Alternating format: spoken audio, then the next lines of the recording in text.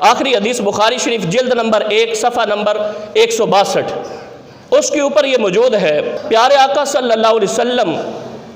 بنی عمر بن عوف ان کی آقا صلی اللہ علیہ وسلم صلح کروانے کے لیے تشریف لے گئے۔ ظہر کی نماز کا ٹائم ہو گیا، حضرت بلال حضرت ابو بکر صدیق کی بارگاہ میں آئے، عرض کرتے ہیں اے پیارے صدیق، نماز کا ٹائم کافی ہو رہا ہے، آقا ابھی تشریف نہیں لائے، اذان پڑھتا ہوں، آپ ظہر کی جماعت کروا دیں۔ حضرت ابو بکر صدیق کہتے ہیں چلو ٹھیک ہے، جماعت کرواتے ہیں۔ اذان ہوئی،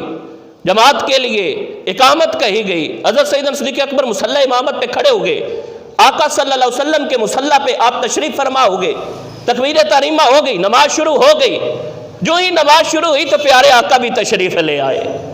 سارے صحابہ نماز کے اندر ہیں۔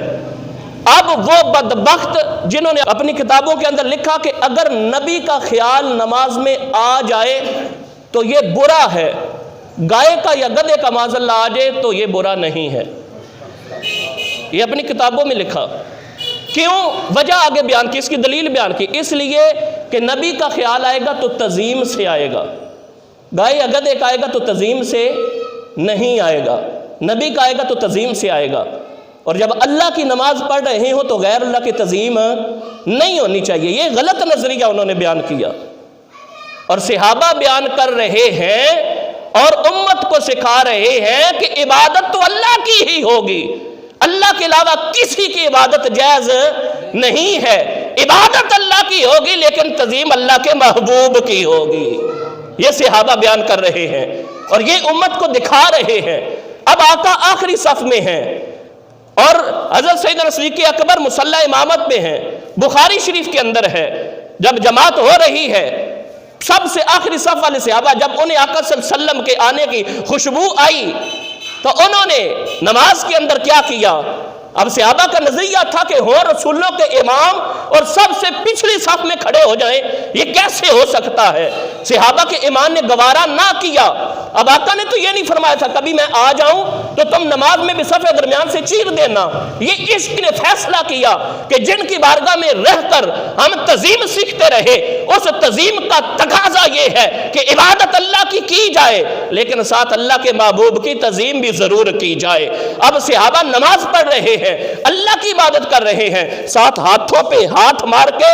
دستک بھی دے رہے ہیں۔ جب ہاتھوں پہ ہاتھ مارے تو صف درمیان سے چر گئی، درمیان سے ایک آدمی کے گزرنے کا رستہ بن گیا، صحابہ دائیں بائیں ہو گئے، آقا صلی اللہ علیہ وسلم آخری صف سے آگے آئے، اس سے اگلی صف میں آئے، اس سے اگلی میں آئے، جو آقا گزر رہے ہیں صحابہ درمیان سے صف چیرتے جا رہے ہیں، جگہ بنتی جا رہی ہے، یہاں تک کہ آقا پہلی صف میں تشریف لے آئے۔ جب آقا پہلی صف کے اندر تشریف لاتے ہیں اب صحابہ کرام رضوان اللہ علیہم اجمعین مزید ہاتھوں پہ ہاتھ مارتے ہیں۔ حضرت سیدنا صدیق اکبر جو نماز میں میخ بن جاتے تھے، دائیں بائیں کی کوئی توجہ نہیں ہوتی تھی، پوری عاجزی اور خشوع و خضوع کے ساتھ نماز پڑھتے تھے، مصلی امامت پہ ہیں، جماعت کروا رہے ہیں۔ جب پتہ چلا امام الانبیاء تشریف لا چکے ہیں، آپ نے پیچھے ہٹنا شروع کر دیا۔ جب پیچھے ہٹ رہے ہیں آقا صلی اللہ علیہ وسلم نے دیکھا، اشارہ الیہ یامرہ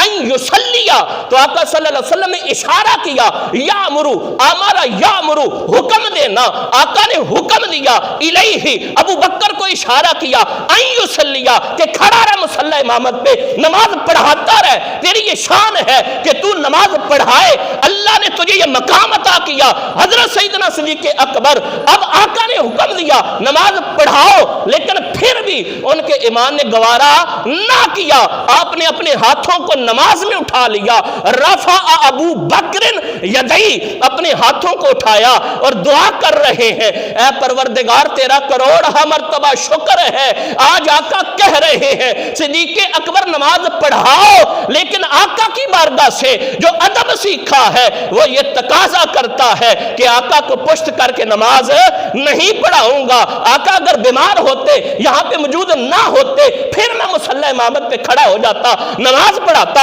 آقا پیچھے ہو، نبیوں کے سردار پیچھے ہو، نبیوں کے امام پیچھے ہو، پوری کائنات میں اللہ نے جن کو سب سے بڑھ کر رتبہ عطا کیا وہ پیچھے ہو، اور صدیق اکبر ان کو پشت کر کے جماعت کرواتا رہے، یہ کیسے ہو سکتا ہے؟ سیدنا صدیق اکبر پیچھے آئے، آقا صلی اللہ علیہ وسلم چل کے آگے تشریف لے گئے، سیدنا صدیق اکبر پہلی صف میں کھڑے ہیں، آقا مصلی امامت پہ چلے گئے، آقا نے مکمل نماز پڑھائی، جب نماز پڑھا لی سلام پھیرا تو یہ نہیں فرمایا اے صدیق اکبر یہ تو تم نماز اللہ کی پڑھا رہے تھے، عبادت اللہ کی ہو رہی تھی، اے صحابہ تم نے میری تنظیم کر دی، جب اللہ کی نماز ہو غیر اللہ کا خیال نبی کا خیال آ جائے تو نماز تو خراب ہو جاتی ہے۔ جیسے ان کمینوں نے لکھا جو ابھی میں پہلے کہہ رہا تھا کہ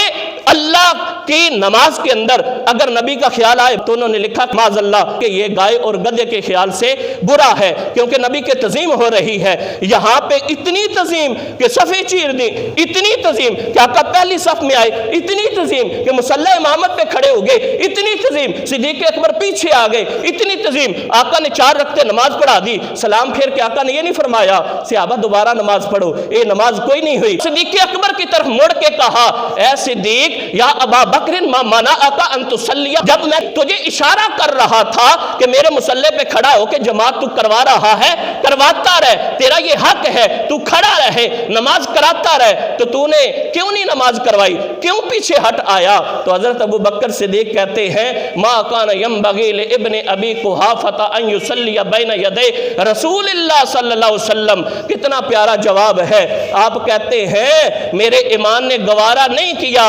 کہ ابو قحافہ کا بیٹا اللہ کے رسول کو پشت کر کے کھڑا ہو کے نماز پڑھائے۔